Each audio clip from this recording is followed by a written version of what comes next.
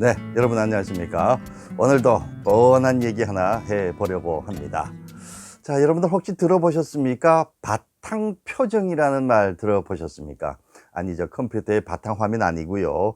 바탕표정입니다. 무슨 얘기냐면 우리가 무의식 중에 나오는 우리의 표정, 또 조금 더 쉽게 얘기한다면은 우리가 멍 때릴 때 나오는 표정, 그 표정이 바로 바탕 표정이라는 건데, 이 표정이요 약간 시큰둥한 표정이 많다고 하는군요. 네, 나이가 들면은요 웃고 울고 그리고 뭐 찡그리고 이런 것보다는 그냥 시큰둥하게 있는 표정이 압도적으로 많다고 하는데, 그게 우리의 바탕 표정이 된다라는 거지요. 어우, 생각해 보십시오. 만약에 여러분들의 전화 주위에 있는 사람들에게 최만호 했는데 그 사람들이 떠올리는 표정이 시큰둥한 이런 표정이라면은 어유 정말 생각만 해도 끔찍합니다. 이 표정을 만드는 얼굴 참 중요하죠.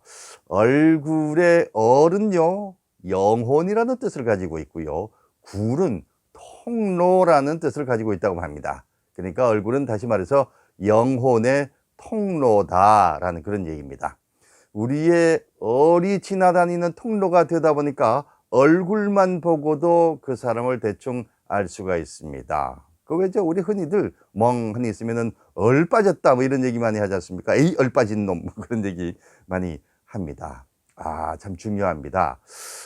영혼이 있고 없고 참 중요하죠. 그래서 산 사람의 얼굴하고요, 또 죽은 사람의 얼굴은 확연히 차이도 나고 우리가 금방 구분을 할 수가 있는 것 같습니다. 그래서 우리가 보통 보면은 저 표정 좀 봐 뭐 이런 얘기를 많이 하지 않습니까?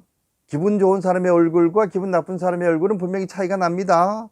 그렇듯이 이 영혼이 우리 얼굴을 지나다닐 때마다 우리가 짓는 표정, 그것이 참 중요합니다. 그때 나오는 표정을 우리는 인상이라고 얘기를 하지요. 관상이 아니라 인상이라고 얘기를 합니다.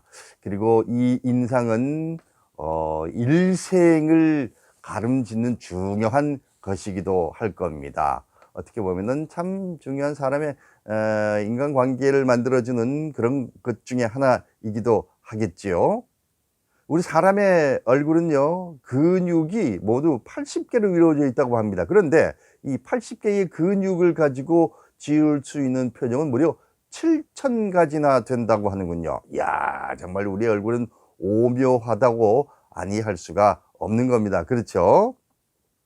그래서 우리의 얼굴을 보면 그 사람의 인상을 알 수가 있는데, 우리 표정 어떤 표정이면 좋을까요? 뭔가 좀 통하는 그런 표정이면 좋겠습니다. 잘 통하는 그런 표정이면 좋겠습니다.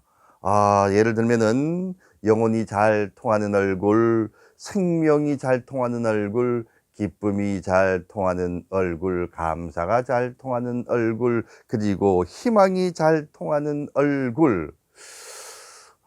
이런 얼굴을 만들면 참 좋겠습니다. 이런 얼굴을 만들 수 있는 가장 좋은 방법이 뭐가 있을까요?